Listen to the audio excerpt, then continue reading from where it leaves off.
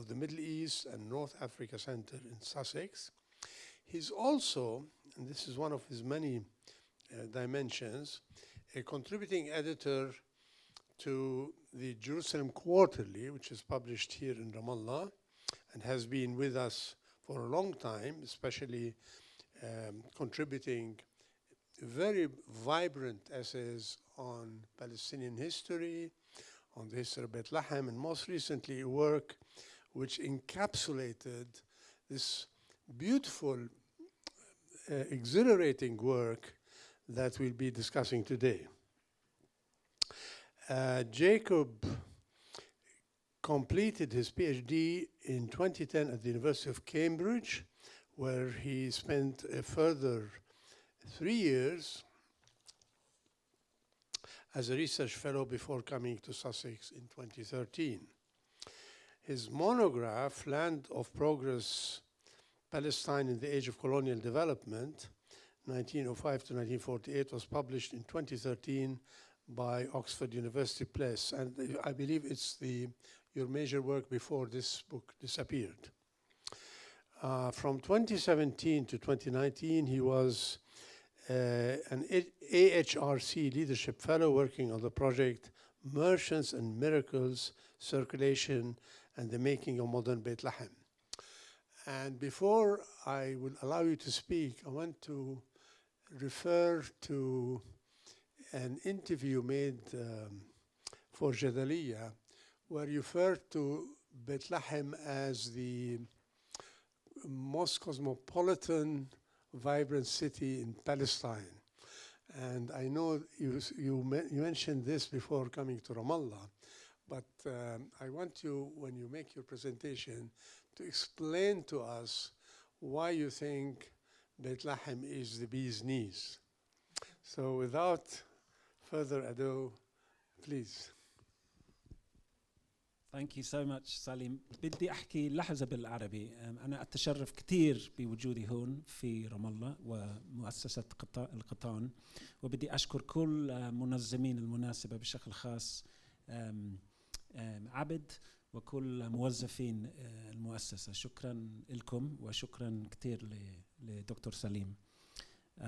I think the idea is to speak in English, so I'll continue and respond to Salim's challenge, especially here in Ramallah. We did a book talk in Bethlehem last week, and I think it was easier to convince people in Bethlehem of the importance of this history. So here maybe the emphasis is slightly different. I guess in many ways this is an unusual book, as history books go. There's kind of two goals I had in writing the book. Firstly, it's the sort of historical content of the book, which is the way in which Bethlehem was transformed in the 19th century, the second half of the 19th century and the beginning of the 20th century, under the influence of this explosion of migration or emigration from the town, very circular migratory routes. So that's the sort of historical content. And the second goal, which is connected to the first goal, is a kind of an experiment in historical writing to use writing techniques from fiction, and in particular the genre of magical realism, الواقعية السحرية. I learnt this word in Arabic the other day. And to put it in other terms, I suppose the style of the writing is a commentary on what the story is about. And I'll maybe, if we have time, we can come on to that later on. But I'll just say a little bit about both of those goals and how they connect to each other, how I arrived at that point of basically writing the book as if it were a novel, and in particular a sort of magical realist novel. So in terms of the historical content, as Salim has said, this is a book about the extraordinary explosion of outwards migration from Bethlehem, starting in earnest. I mean, there are much longer routes, but really starting in earnest, I would say, in the 1860s. Young men, it was a very gendered migration at first. Young men, typically aged between, I would say, 17, 18, and perhaps mid-20s, being sent out by very patriarchal, very sort of pyramid-like structured family businesses that had emerged in Bethlehem to set up new trading bases literally all over the world. We're talking about not just Latin America, which is probably most famous now for Bethlehem, but also in the early days, the Philippines was a big location, Australia, parts of East Africa, Sudan in particular, the Russian Empire, various parts of Europe, the United States, a truly global migratory phenomenon. Lower down. Sorry if it's too loud. These are merchant families who are trading in religious devotional objects, for which Bethlehem by the mid-19th century has become very specialized in a certain type of carving from mother of pearl and from olive wood. We could talk about, if people are interested, we could talk about the details of that artisanship. But essentially they're going around the world, establishing a kind of Holy Land brand in a way. This is the birth of consumer capitalism. Christmas is emerging as a major global Christian festival. And they're very astute merchants, and they're, on the whole, they're very, very successful in what they do. They later expand into all sorts of different lines of business. Now we come to Salim's question, or Salim's challenge. I think this is a very localized story, very localized history, but I think it does have a lot of wider importance. By the end of the 19th century and beginning of the 20th century, various towns and villages across Palestine are participating in these outwards migrations. If we think about here, Ramallah famously, it's all virtually all directed towards the United States. Al-Bire is another example. We could talk about Beit Sahor, Beit Jala, even towns like Ramle. People from Jerusalem are participating in the same kind of migrations. But the Bethlehemites they are the pioneers, and that's indisputable. They're very much the first to establish these trade routes. And it's not just a Palestinian story. More widely across Bilad al-Sham, the greater Syrian regions of the Ottoman Empire, there is a mass migration out of the Ottoman Empire in the late 19th century. People will be well aware of this, but most predominantly from Jebel Lebanon, from today's Lebanon, right? We're talking about millions of people today, tens of millions of people, especially in Latin America. But this is really the origins of the modern global Arab diaspora. My wife is here with us today. She's from Costa Rica, from a Lebanese family in Costa Rica. I'm sure many people have experience and acquaintances from this global diaspora. If you go to almost any country today with that sort of Lebanese, Syrian, Palestinian diaspora, if you go to Argentina, to Australia, to Brazil, to Mexico, and you speak to people who have sort of inherited knowledge and stories from their communities, they will tell you the first people to arrive here were, typically speaking, it will be two brothers from Bethlehem trading in Holy Land objects. And the more I looked into this story, the more I realized that's actually true. The Bethlehemites opened the door in a way for the migration of millions of people ultimately. So I think it's a much wider story. And the Bethlehemites, there was tension there as well, because as word got round and the Lebanese especially were traveling in their tens of thousands, they were stepping on the Bethlehemites' toes and they were imitating them. People have read Amin Rihani's work, for example. He talks about this trade in fake Holy Land souvenirs. He satirizes it in his book, the Book of Khalid, known as the first sort of Arab English novel. And so the Bethlehemites were searching out areas where the Lebanese were not yet arriving, trying to find their own niche, if you like. And that's why they particularly ended up in places like Chile, in Central America, especially in Honduras.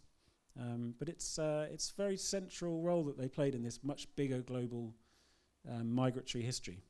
So that's one part of the answer to your question.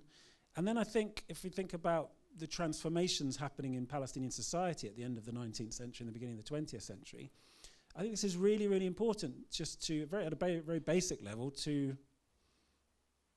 have a sense of how Palestinians, in this case, the Bethlehemites, were actively participating in globalization.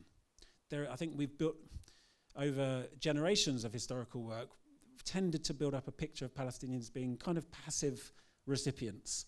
That there is Zionism, there is British colonialism, there is the world economy which sort of arrives in Palestine at some point in the 1860s, 70s, 80s, however you want to manage it. And the Palestinian elites sort of adapt to that, and they take on some of the styles, social habits, economic factors, etc. The story of Bethlehem, I think, and that's just one example, but it shows us that it's much more complex than that. Palestinians were long before the first Zionist settlements were established in Palestine. Bethlehemites were in places like Haiti, Mexico, Honduras, the Philippines, not just responding to, but shaping trends in global capitalism. In some ways, they were the shock troops of capitalism in the case of the Bethlehem merchants. They opened up, very often very remote areas, the door for new types of consumer goods, for example. So for me, that just helps in a way to have a sense of the richness of Palestinian society, the diversity, and that the globalization is not something that's out there that just hits Palestine from the outside. I don't know how far that answers your question, Salim. Just to say a couple of words, I guess, about why the Dabdoub family, because the book is The Lives and Deaths of Jubrail Dabdoub. I'd been researching this project on and off for well over 10 years, and it was always, how do you tell this story? It's such a complex story. It's a story, there aren't necessarily a lot of official archival records that tell the history of these movements, but it's family histories, it's oral history, it's following detective trails to various places around the world. And each family has a multifarious, rich, complex history to tell. I was interested in the Qattan family, a different Qattan family from Bethlehem, the Hasboun family, the Mansour family, the Jasir family, etc., etc. In the end, I decided that I wanted to capture something of the personal, to try to bring that story to life through one family. And the Dabdoub family was the one that had stood out to me as certainly one of the real ruwad, the pioneers, who were particularly successful, not uniquely successful, but the early families who established themselves in the international exhibitions in Paris as early as the 1860s. They were the first people from the wider Bilad al-Sham area to arrive in the Philippines in 1881. They later had success in the international exhibitions in the US. I had a lot of particularly sort of interesting sources related to the Dabdoub family. So I decided to use that as an example to tell a wider story. And particularly this guy Jubrail, because he was the merchant who first arrived in Manila in 1881 as a young man. He won an award at the Chicago exhibition in 1893. As you can tell, the international exhibitions became one of the sort of important vehicles for the Bethlehemites to spread their tentacles of trade. So I had a collection of really interesting sources related to his life. He was in Copenhagen, many parts of Europe, Asia. Really, he led a life of constant movement. And then something very interesting happened to me. In 2015, I was in Palestine and watching the news, and there was the canonization ceremony at the Vatican of two Palestinian women, Miriam Bowardi and Marie Alfonsine Ghattas. Just in the hotel where I'm staying here in Ramallah, there are two streets right next to each other who bear the names of those two women. And they were being celebrated here in Palestine as sort of the first Catholic Palestinian saints, obviously particularly by Catholic Palestinians. And I sort of found this very interesting, and I started to look up their lives a little bit, and particularly this woman, Marie Alfonsine. She lived much of her life in Bethlehem in the late 19th century, so this sort of hit my radar because this is the subject of my research. And I was going through she founded the Rosary Sisters, Rahibat al-Wardiya al-Muqaddasa, and I went onto their website, and they have descriptions of all the miracles she performed in her life. And I had this sudden moment of serendipity where one of the miracles was the resurrection of Jubrail Dabdoub. this guy who I'd been researching for many years. And I think as historians, we have those moments all too rarely, but it was one of those moments of, wow, okay. Obviously, I followed it up, and I went to the Rosary Sisters headquarters in Beit Hanina and looked at her memoirs. It's a lot of interesting sources. It was a seminal moment, a turning point for me, because up until that point, I'd thought of the Bethlehem merchants as these very rational, economic self-interest men of business, which of course they were. But here was this guy being literally brought back from the dead. The priest was there, his family was present, he'd been declared dead from typhoid fever. 1909, Marie Alphonsine walks in and starts praying the rosary, and she gives him some quince jam to eat, and he comes back to life, and it's this sort of very rapturous scene. Through all the accounts emphasize it was through the intercession of Al-Adra, the Virgin Mary. So it just really made me rethink some of my assumptions about these merchants and the way in which, I suppose, faith and commerce were completely intertwined. And there was this whole world of saints, if you like, supernatural events, sort of folk religious belief, which was integral to Bethlehem and to the merchants' own notions of their success and the journeys and being protected on their journeys. So that led me into a different kind of world of historical experience.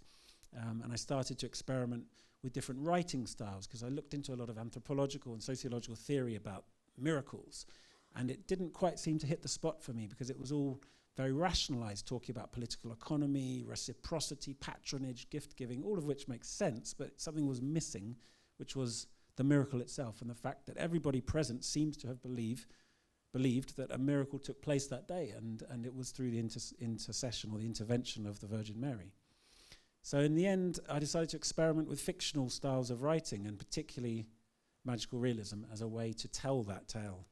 I published an article in JQ early on where Salim generously allowed me to experiment with this style, and it sort of took on its own life, and eventually the whole book was written as if it were a kind of a novel, with all of the research pushed to the back of the book in very extensive endnotes. So for those who are interested, they can go to the endnotes, and almost every paragraph has a note or two notes to explain the sources and the research process that underpins that section.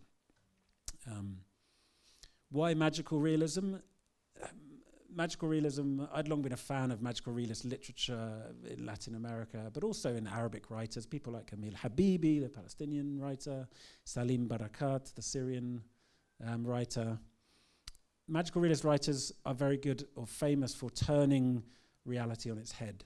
So supposedly supernatural events are written about in a kind of deadpan way, as if the reader expects them to happen, as if it's nothing out of the ordinary. And then things like, I don't know, modern technological wonders, even colonialism, sort of in a way modern capitalism. They're written about as if they are these wondrous, extraordinary, bizarre events. And it's a commentary, obviously, on various forms of social reality. And that seemed perfect for me for capturing this spirit that seemed to be prevailing in Bethlehem at that time, a spirit of great excitement, confusion as well, and to try to capture that sense of, okay, what happens when the merchants come back to Bethlehem and they're in the town square, Sahat al-Mahid, and they're telling tales to the old men in the square, who are probably looking at them disbelieving, trying to work out what's real, what's not real, what's exaggeration, what's fact. And I think there's a lot of overlap there with Palestinian oral traditions. The figure of the Khurafa, or the Khurafiyya, this Palestinian oral tradition, as famously Ibrahim Muhawi and Sharif Kana'ana wrote about in Speak Bird, Speak Again. So I became interested in sort of telling that as if it were almost a sort of a folk tale, and Emil Habibi in particular was very kind of influential in how I tried to structure that. I could do some readings from the book, but I don't know if it's better just to have a general conversation. Thank you for listening. Thank you. What I suggest is I will ask you a question, and then you open it to the public, and then you can read in between. So this way we have a more engaged engagement from the audience. I must say, my first comment to you is about style. I find the writing is so endearing and attractive. What you call magical realism, obviously, we're thinking of Garcia Marquez and also Emil Habibi in a Palestinian context. But there is a manner in which speaking about Jubrail Dabdoub and about Ghattas, whose name became Marie Alphonsine, you sort of internalize the religious fervor in them.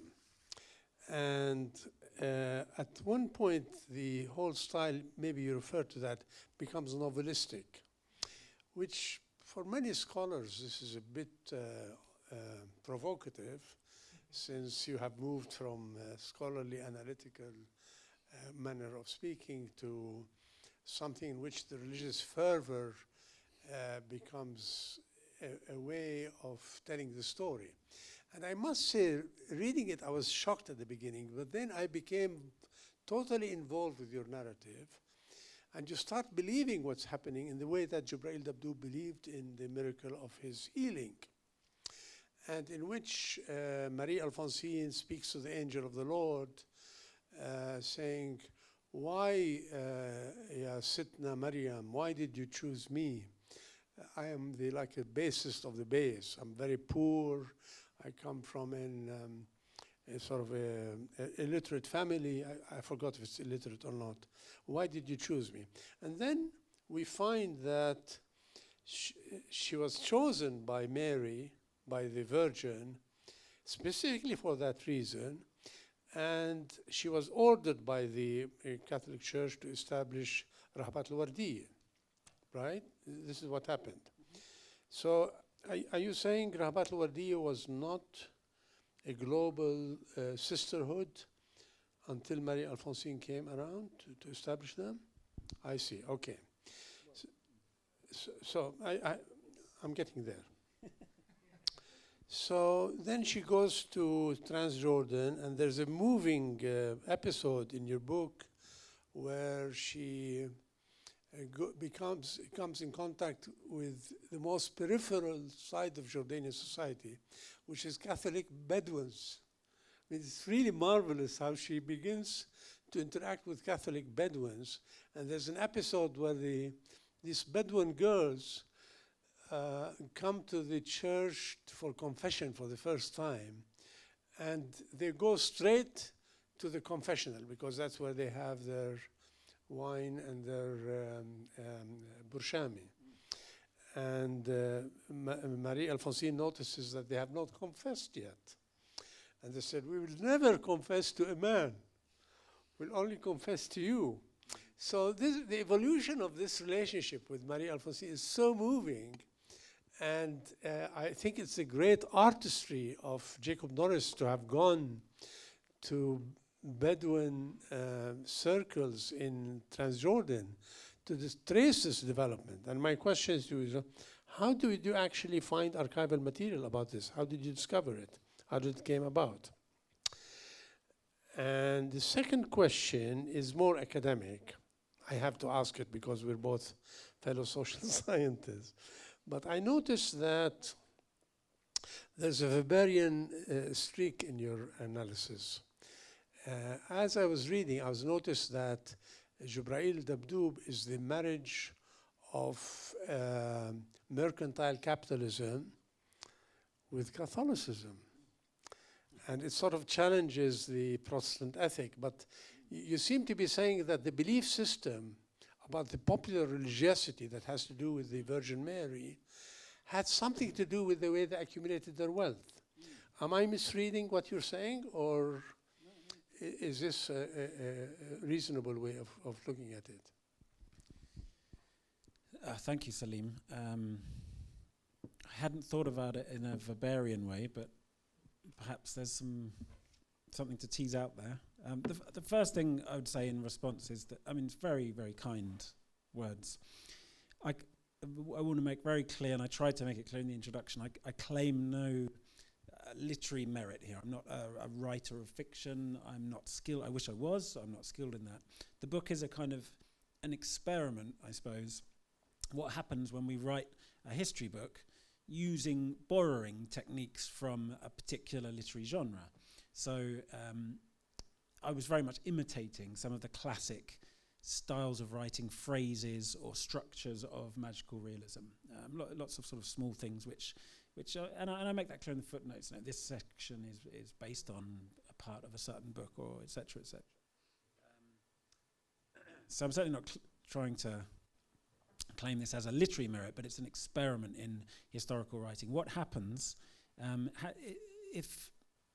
is it possible for the style in which we write to I suppose, illuminate or open up certain types of understandings of a historical period, a time and place, which maybe aren't captured by this kind of, let's say, standard academic style of writing. And lots of historians do this. I talk in the introduction about various influences, I suppose, on that. There are a lot of people experimenting with this in the history discipline. So the specific questions, thinking about Maria Alfonsine Gattaz, you were asking about the founding of the Rosary Sisters. It was a very controversial matter because the Rosary Sisters were founded because she had these visions. In the 1870s, she began to have very intense visions, which she described in vivid detail in her memoirs, in her notebooks, which still survive today. Being instructed, as you said, to form a new congregation by the Virgin Mary. And this was, in a way, a form of, we might say, not nationalist, but proto-Arabist sentiment, because the visions are very much, at the center of them is Mary instructing her to form an Arab congregation to serve the poorest local Arab women. And this was a time when all of the religious orders in Palestine, the Christian religious orders, were foreign run. The Catholic orders, she worked initially with the nuns or the Sisters of Saint Joseph, which was a French-run order. It's a very radical thing to form a Palestinian order, which is specifically aimed at helping and educating young Palestinian girls. And she couldn't do this on her own, so she confided in her local priest in Jerusalem, a guy called Yusuf Tanous, and he officially founded the Rosary Sisters in the late 1870s, because it was unthinkable that a woman could be the kind of public face of that. I believe it was 1878, but at first she wasn't even part of the order. She had to sort of instruct from afar because she was still trying to wind up her affairs with the Saint Joseph. So what happened upon her death was that there was a sort of a faction of the Rosary Sisters. It was later called the Nazarene faction, a woman based in Nazareth, who were followers of this guy, the priest Yusuf Tanous, who insisted he was the founder. He had since passed away. So there's a controversy when she died, when her own followers were saying, actually, Maria Alfonsine was the woman, she was a saint, she performed miracles, and she was the woman that founded this order as a specifically Arab order. And the Nazareth faction burnt all of her notebooks to destroy the evidence of how the order was actually founded. Luckily, Maria Alfonsine's sister had made copies of the notebooks, which still survive today and are held by the Rosary Sisters in Beit Hanina. So it's a very controversial story, but it's one in which questions of gender, of local representation, and this sort of emerging, Arabist sentiment can be seen. Very interesting. You asked a few questions. You were asking about the Catholic element of this, and can we see it as almost a counter-narrative to the sort of Weberian Protestant work ethic? I didn't think of it in that way, but it's an interesting way of putting it. It is in some ways, a specifically Catholic story, simply because families like the Dabdoub family have a long history of being officially adherents to the Roman Catholic Church. And nowhere else in the entire Bilad al-Sham region where you find historically, and this is going back at least 400 years, probably longer, where you find as many Roman Catholics as you do in Bethlehem. You can go to Aleppo, you can go to many areas of Lebanon, where you have Catholic uniate churches, the Maronites, the Melkites, etc., but not Roman Catholics. And there's a particular story in Bethlehem of the Franciscans having a stronger presence in Bethlehem than anywhere else. People speculate this is to do with the Crusader period, when it doesn't seem like the local Christian population was expelled from Bethlehem in the way that it was in Jerusalem, so a longer history of interaction between Faranja, or the European Catholics, and the local Christian population. So around the Franciscans, and the Franciscan convent was formed in 1347 officially in Bethlehem. Around the Franciscans you had this larger kind of Catholic community formulating, and they came to be known as Harat Tarajme, or Hamulat Tarajme, the translators' clan or quarter. And they had a very sort of prominent position within Bethlehem. And through the Franciscan school and a long history of being artisans, producing particular souvenirs, which the Franciscans then sold and distributed, these local Catholics in Bethlehem built up a set of skills and knowledge and connections, which really, I don't want to say it was just Catholics, but certainly the Catholic families seem to have been the forerunners, the pioneers of these migrations. I'm talking in particular about languages. Travellers to Bethlehem from as early as the 1500s remark on how many Bethlehemites speak Italian, and then later French. Bethlehem has a long history of obviously interaction with outside, with visitors. So Italian, French, a knowledge of European Catholicism and connections gradually to European markets, right, to sell their products. So does that mean it's a counterpoint to the sort of Protestant work ethic? It's an interesting way of seeing it. I hadn't thought of it in that way, but there is certainly a strong Catholic element to it. Yeah. Well, maybe shall we open it to the huge public here? Maybe Abid can put some lights so we can see who's there.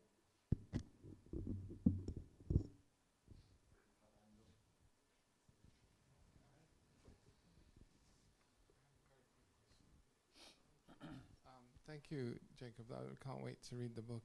A question, how sustainable was this commerce? Because, I mean, was there a huge market for these souvenirs? And does it explain the eventual wealth of Bethlehem? Or does it actually explain the fact that it remained a large village rather than a city? Because, I mean, how many people wanted these expensive relics? And so that's my first question. My other thing is a kind of concern about the use of magical realism. I'm not sure if you ever read Toni Morrison's essay about how she says that this is how white folks talk about non-white literature when they don't understand it. They call it magical realism. Did you ever read that? It's a very good essay. Not quite sure why you chose that descriptive. I haven't read the books. I don't know if it actually is magical realism, but maybe you could talk a bit about the literary background. Yeah.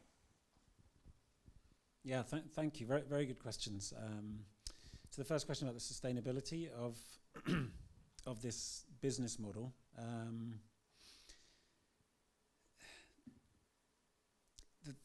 I mean, overall, the Bethlehem families had remarkable success. The more I sort of dug into this history, the more you find the huge wealth that was accumulated. But obviously there are lots of stories of failure as well, and especially in the early days, they're quite perilous, dangerous journeys. The extent to which that wealth gets invested back into Bethlehem is another question.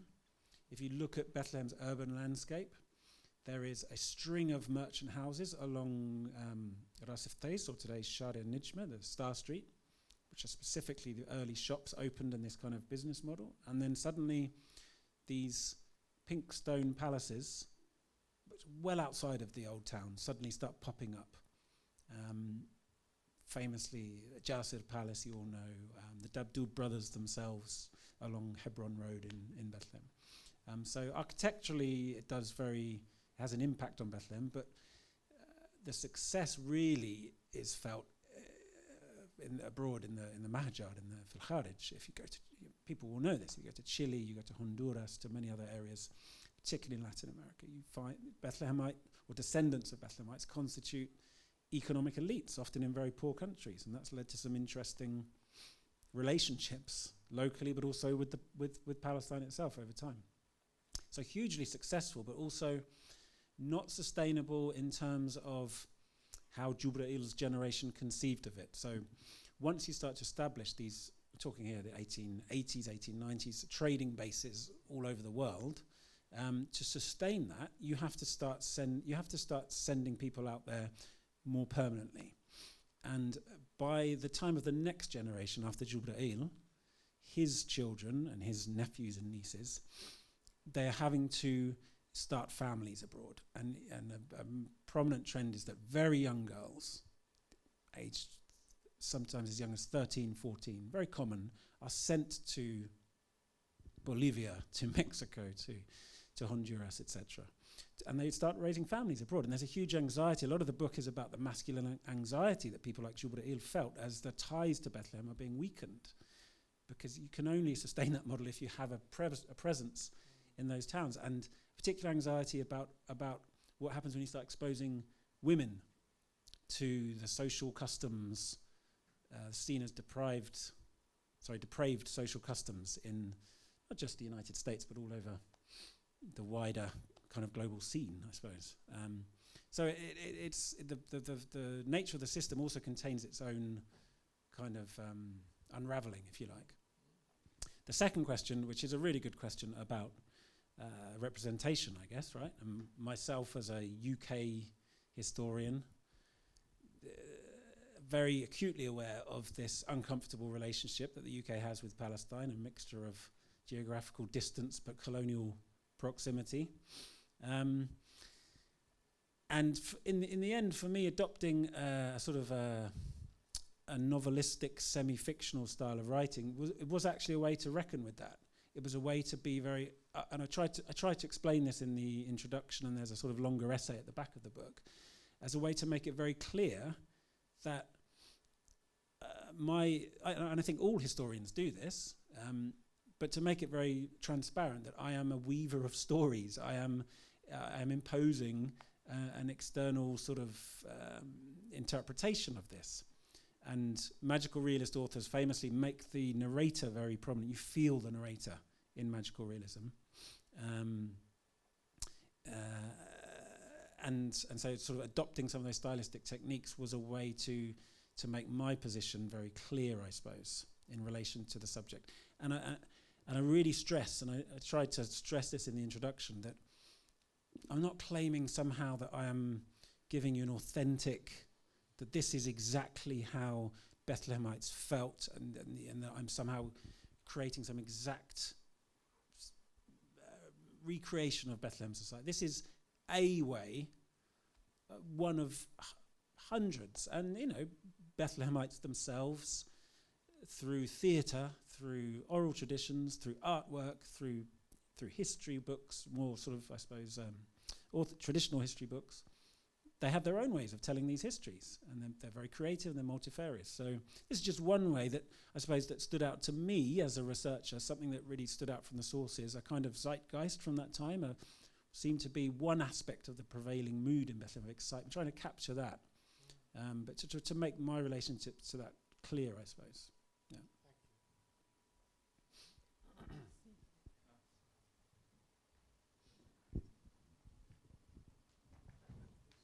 Carol is here. Thank you. Thank you, Jake and Salim. I was keen to hear the response of Salim's question. How do you get to Bedouin's archives? Or was that part from Marie Alphonsine notes? That's it.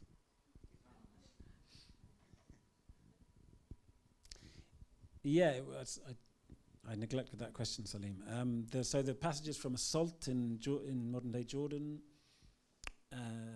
when she is living amongst these Bedouin Christian communities, are largely from her own notebook. So her notebook's going into a lot of detail on daily interactions and how you get this sort of prevailing sense of frustration. So there's a series of strange contradictions because this is she's quite self-consciously, she doesn't use the word Palestinian, but certainly at times she uses the word Arab, reclaiming, I suppose, the Catholic narrative in a local context, but at the same time disciplining these, she's quite disparaging at times toward, she clearly sees them as primitive, as backward, and it's her role to teach them the true catechism, the true rites of Roman Catholicism. So there's a kind of contradictory status that she holds, but the notebooks themselves are a rich source for her experiences, and she describes throughout, from her 20s onwards, the various miracles that she performs. She travels and lives in various parts of Palestine and the wider area. And then I tried to combine that with, I didn't do myself detailed work in archives or sources in Salt or in Jordan, but there's been quite a lot of historical work. People like Eugene Rogan has written about the Salt in quite a lot of detail. Bashar Doumani has done some work on the Nabulsi families that established new bases there. So I suppose combining that with some of the existing historiography. Yeah. Marie Alfonsine is a kind of mermaid because she only makes miracles in water. How do you explain that? What's this obsession with water? Very perceptive, Salim. Very perceptive. Well, you mentioned it. I mean, she's Aquitarian saint. It seems so, yeah. I think in a lot of Palestinian folk traditions, water and sources of water become the gateway, a threshold between the spirit world and the material physical world. So wells, springs, they're the common scenes for, not just her miracles, but there are hundreds of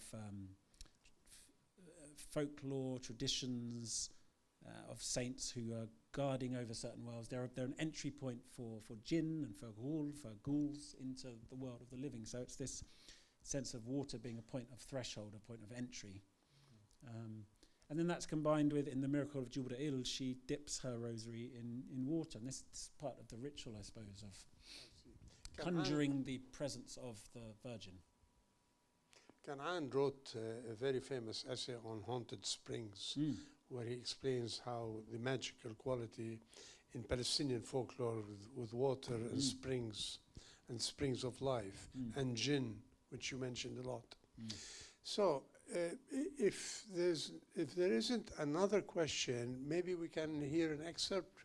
There is a question. Oh, sorry, please. Two of my four questions have been answered about relations between I guess, foreigners coming to Bethlehem and connections established, and about most of them not returning. Just a quick comment about the Weberian aspect. I mean, if you think about the Spanish state in the 16th century, they were very Catholic, and they went bankrupt 3 times because they invested. So I'm not sure that the Weberian critique is actually holds here. But my other thing is not really a question, but kind of an inspiration, because for historians, we work sometimes with apocryphal stories. This is almost one, although there is a religious element to it, and it's really a very creative way of imagining how people internalized and believed in these stories. I've never thought of doing it. We always analyze what apocryphal stories mean in terms of our analysis of historical narratives, and not how people felt about them. So I think that's really interesting, and I look forward to reading your book as well. Thank you. And now, Salim, it's your turn again. Oh no, I guess you're reading.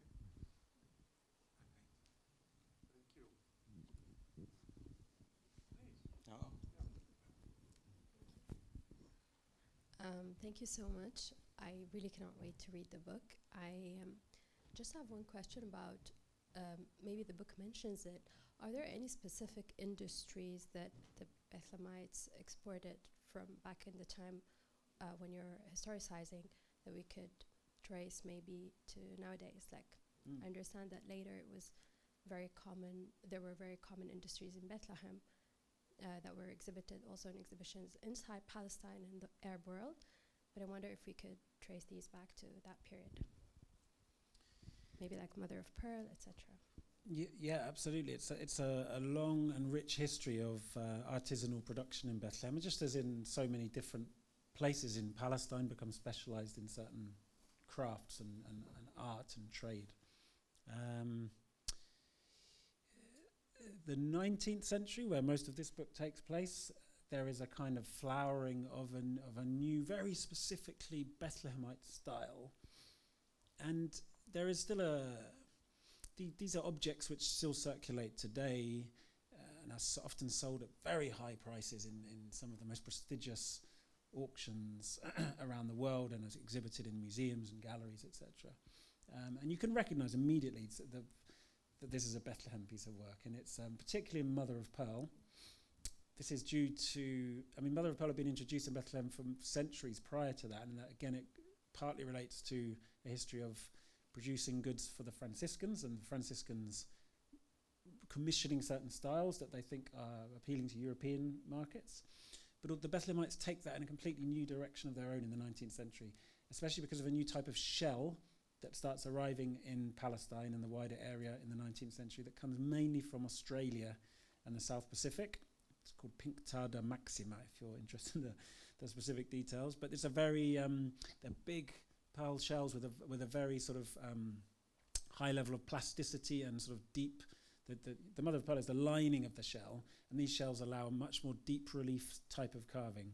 And the Bethlehemites start to carve entire scenes into a pearl shell or an oyster shell in exquisite detail and develop these filigree carving techniques. We were in Bethlehem doing a book talk last week, and some of these were displayed there.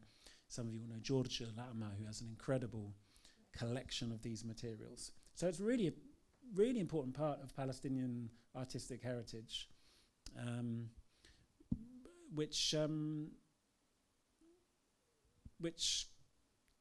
is being, I think, more and more exhibited, rediscovered in Bethlehem itself today, and attempts to reintroduce some of those carving techniques.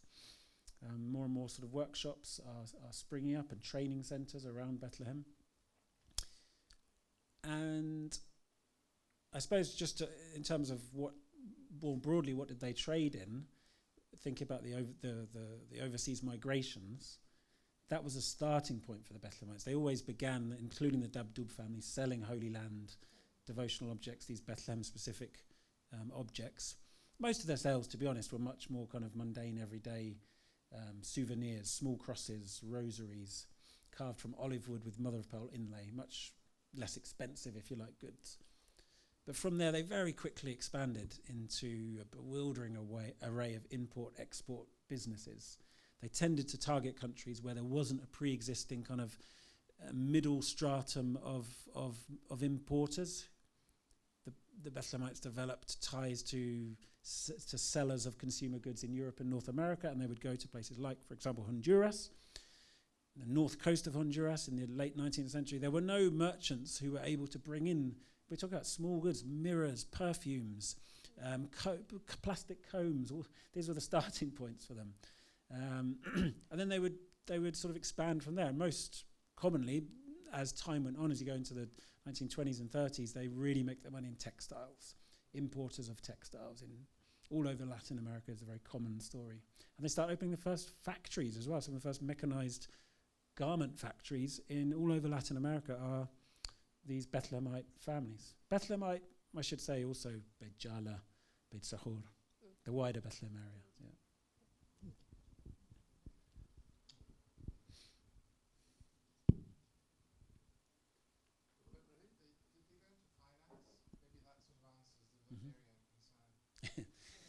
They went into finance, in particular in Chile. So Chile's first sort of modern banks were opened by Bethlehemite and Beit Jalan families, the Jarur family in particular. And when the socialist government comes to power in Chile in 1973, and it nationalizes, 1970, the Allende government nationalizes all the banks, and there's an exodus of Palestinian Talahama, the Bethlehem families, from Chile, because they have so much, they really dominate the banking sector in Chile. So that's the real example where they go into finance. I just also want to add that there's this, I suppose there's a tendency to then characterize all of the Bethlehemites in the diaspora as these kind of money-grabbing capitalists, often on the right of the political spectrum. But there's a very diverse history, and I'm just starting out on a sort of new project where I'm trying to link up with scholars and writers in Latin America to document there's a really interesting history of Palestinians, mainly of Bethlehemite origin in Latin America, being involved in revolutionary politics, leftist, anti-imperialist politics, especially from the 1950s and 1960s, and trying to then connect that to the emerging Palestinian revolution. So that's there is another side of this history as well. Yeah.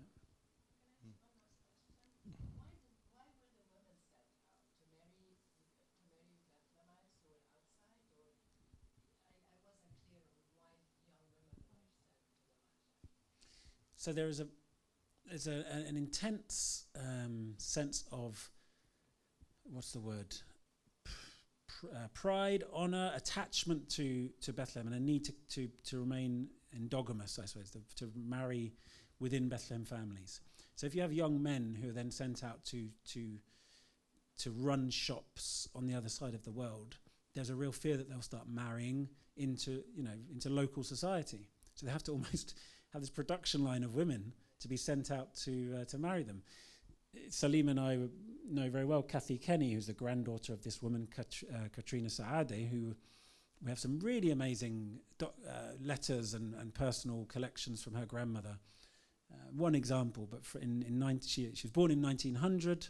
In 1913, at the age of 13, she's sent to Mexico to marry a man from the Cabande family who she's never met before. Very traumatic experiences, but very common. It's very, very common experience at that time to keep it in the family, but simultaneously to maintain the bases abroad. Yeah. Actually, one of the interesting features of this book is the global reach of Bethlehem and its merchants. I mean, you mentioned the Philippines, for example, which was the source of the mother of pearls. And in the case of Kathleen Saade, the merchants of Bethlehem started selling their paraphernalia in St. Petersburg and Kiev, in Ukraine, and in Tsarist Russia. And then the market began to open up in Latin America after Russia, at least in the case of Saade. So we're talking about a town in Palestine with a huge global reach through finding the source material for the raw material for the mother of pearls, marketing networks, bringing in Tsarist Russia, Soviet Union, Latin America, Mexico. In the case of Kathleen, it's Mexico. And then they discovered not only America, but the Philippines. So Philippine connection is very important.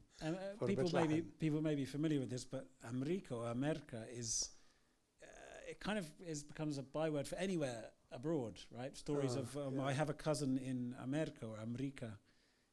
Where are they? Which part are they in? Oh, in a city called Sydney or a city called Manila. It just has this sort of wider, vague sense of opportunity in the kind of far seas. Yeah. Also, one interesting feature is because you talk about Bethlehem as the epicenter of this, but of course Bethlehem is part of a triadic network of Beit Jala, Beit Sahur, and the city of Bethlehem.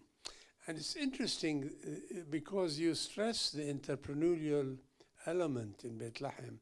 In our stereotypical notion here in Palestine. We think of Beit Lahem and Beit Jala as a parasitic component of a triad where Beit Sahur is really the entrepreneurial part. And I don't know how, if this is true or not, but this is the vision. I mean, the popular saying is, Khudi Sahuri wa Atburi. You know what that means? Yeah. So, but it's Beit Sahur, which is the heart of, it's the Hebron of Beit Lahem, Beit Sahur.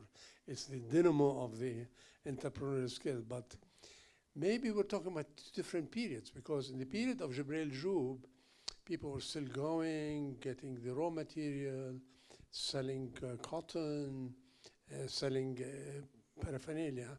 Now, of course, a century later, they're living off the fat of the income that their great-grandparents have brought in, whereas Beit Sahur is still getting there. I lived in Beit Sahur for several months, so I feel like I'm betraying them by saying this, but in terms of that longer history, it's Beit Lahem is very much the first town in that area which begins to sort of reach out and create these global trading connections. And later Beit Jala, I would say of the three, Beit Sahur is actually the last. But so by the end of the 19th century, they're all at it. It's very, even obviously here in Ramallah, by the 1890s, families are starting to migrate to America as well. Albiré, many other places. But So yeah. it's 7:10. Shall we have dessert, like reading this section? Is that all right? If we hear from the book? Do you have time? Yeah, okay. Then let's get some kernels of jewelry. Okay. Well, yeah, maybe I can just read a section.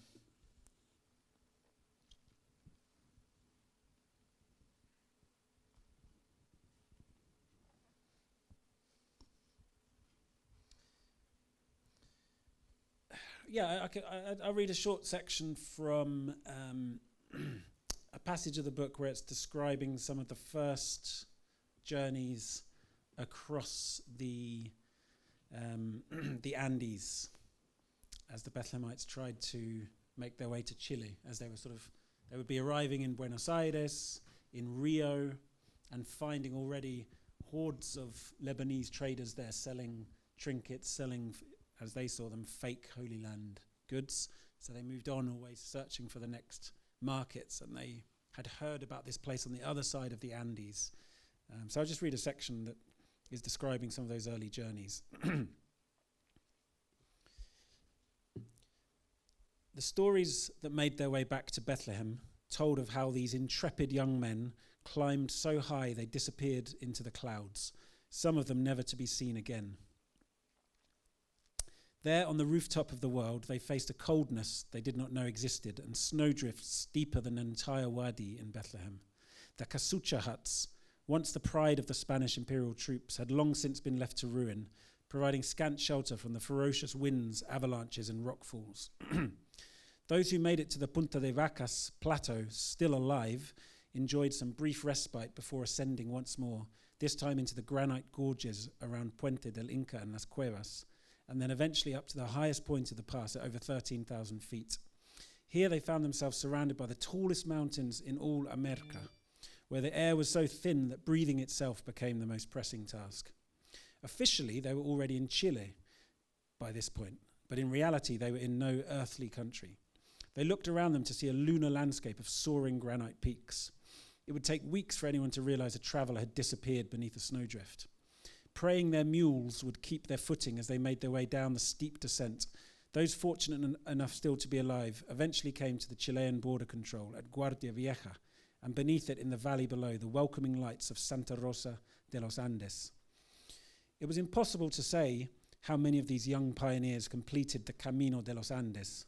Tales of miracles made their way back to Bethlehem, in which the intervention of saints, French priests, and strong doses of cognac brought travelers back from the dead and carried them down the western slopes of the Andes. Some of the Bethlehemites opted instead to return to the docks in Buenos Aires and try reaching the other side of the Cordillera, that's the mountain range, by boat, boarding one of the few steamships that attempted the journey around Cape Horn. Those that survived the bitter cold and vicious storms that battered the boats making their way around the southern tip of America awoke one morning to find they're docked in a beautiful city called Valparaiso. As if in a dream, they blinked at the brightly coloured houses that tumbled down the steep hillsides into the sparkling blue waters of the harbour. Stepping off the boat, they noticed the long black dresses worn by the local women and concluded they had stumbled upon a city of nuns who would surely jump at the chance to buy their wares from the Holy Land. Tierra Santa, Holy Land, they shouted as they rushed towards the women, only to find the women turning around and fleeing in panic. Making inquiries with the local men, they learned the black dresses were simply the local style worn by married women in Valparaiso, who were mortified to be seen talking to strange peddlers. So that's an example of the kind of tales. And so I suppose just to explain, at each point in that, there are probably 5, 6, maybe 7 footnotes or endnotes within that passage, all pushed away to the back of the book.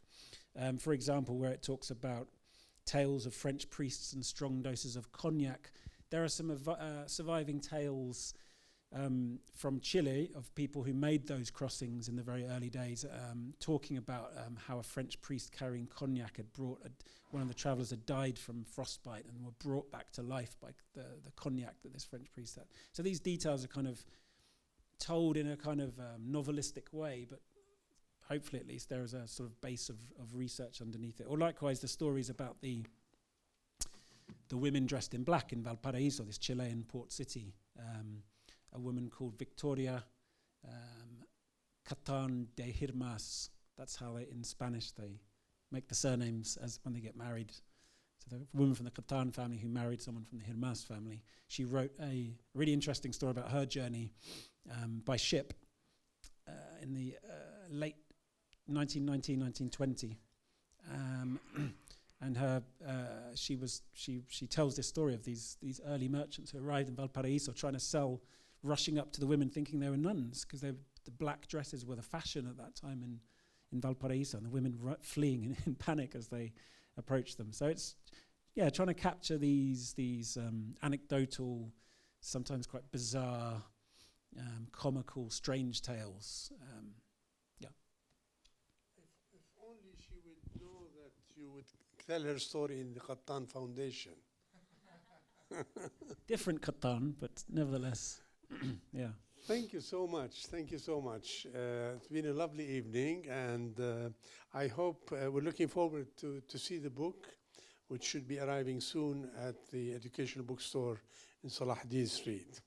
You can also order it from Amazon if you have access to a Jerusalem address. Or, should I mention the secret? Absolutely. You can download it from the Russian site known as what's it called? Library Genesis for free. And then you can take it to Hanin and print it there for 12 shekels. But also, please just give me your email address and I will gratefully send you an e-copy, but also then a physical copy. There's been a delay in getting the books to Palestine, unfortunately, but I'm happy to send you a copy. Thank you so much.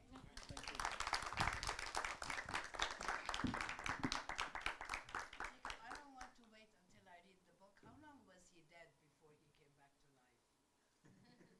It's very difficult to say. From the descriptions, it seems like 10, 15 minutes, something like that. So he might have been alive. It depends how you see the tale, isn't it? Thank you so Maybe it much. was long. It's not specified exactly, but it could have been an hour. It could have been more. The fact is that they believe that he died. It seems like everybody the priest had read the last rites.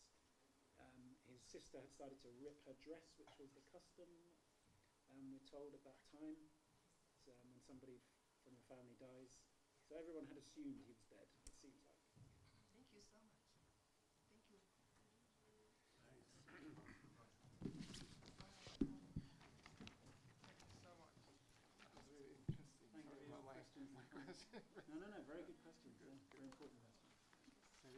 really